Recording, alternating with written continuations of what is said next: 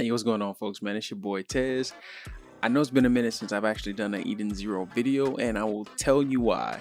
I became a dad, life got really complicated, and my actual last 3 videos got copyright stricken. If that's the best way to explain it, which makes no sense because there's 45 of them. I believe I at least 45 of them, but 43, 44, and 45 were stricken.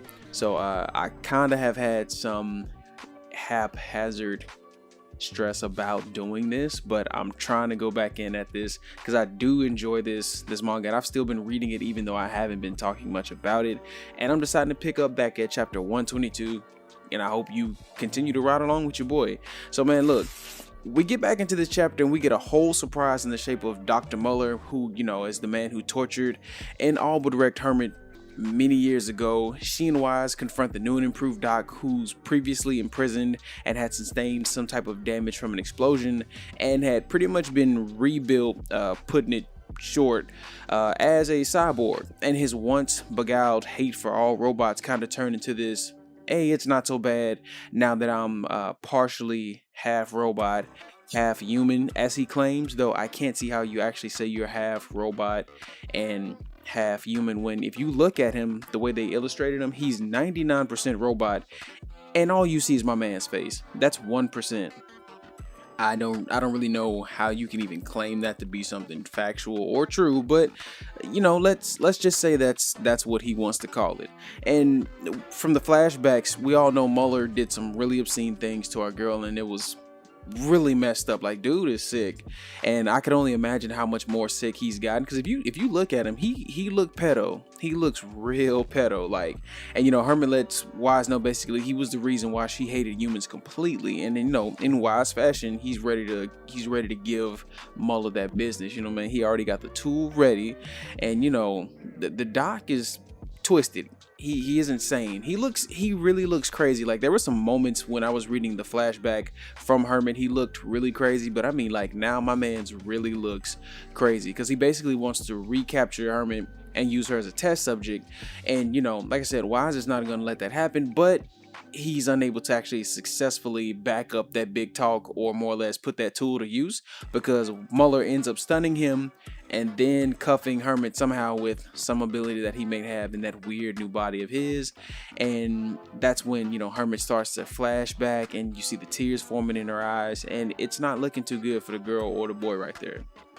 And then we transition back over into space, where Witch, Sister, Moskoy, Chris and his sister, and Laguna are trying to defend Edens, from what I can't vaguely recall, but you can see the action kind of going off around in the sky there, in which Sister notices that Hermit's mental state is starting to become slightly unstable. I mean, which would make sense because she's being confronted by the guy who basically tortured her for a excessive amount of time and basically turned her into a real life hermit, because that wasn't what she was prior to anything whatsoever.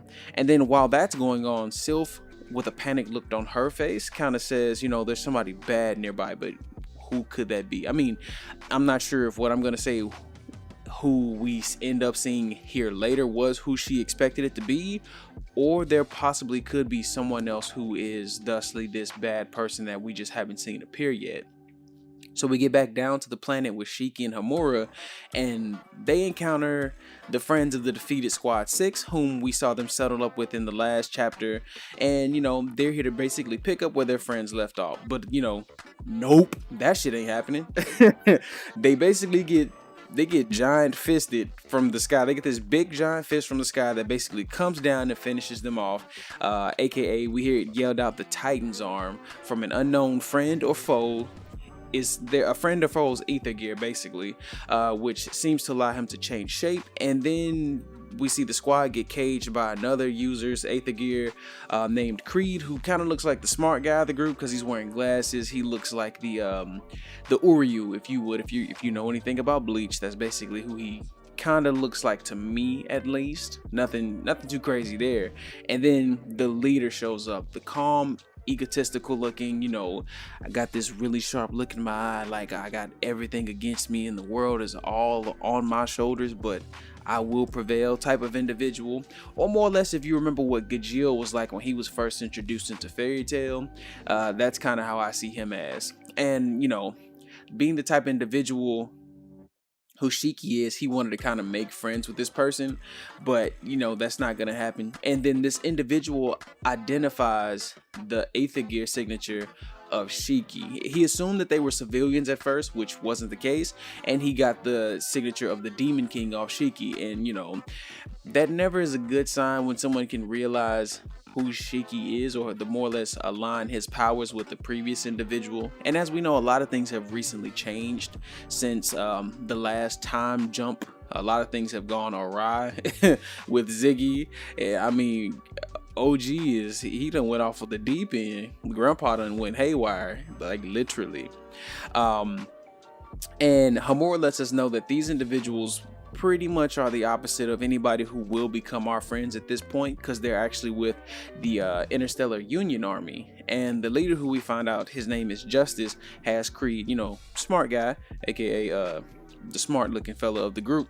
He has them use his Aether Gear again and restrains Hamura, which we know as avid readers will send Shiki over the deep end. And that's not how you want things to go down, because he's really big on friendship. And we all know, this being as a product of the creator of Fairy Tail, the power of friendship is always gonna be in here somewhere. And excuse the way I just said friendship, don't worry about that. You just here to listen, don't critique me, we'll be okay.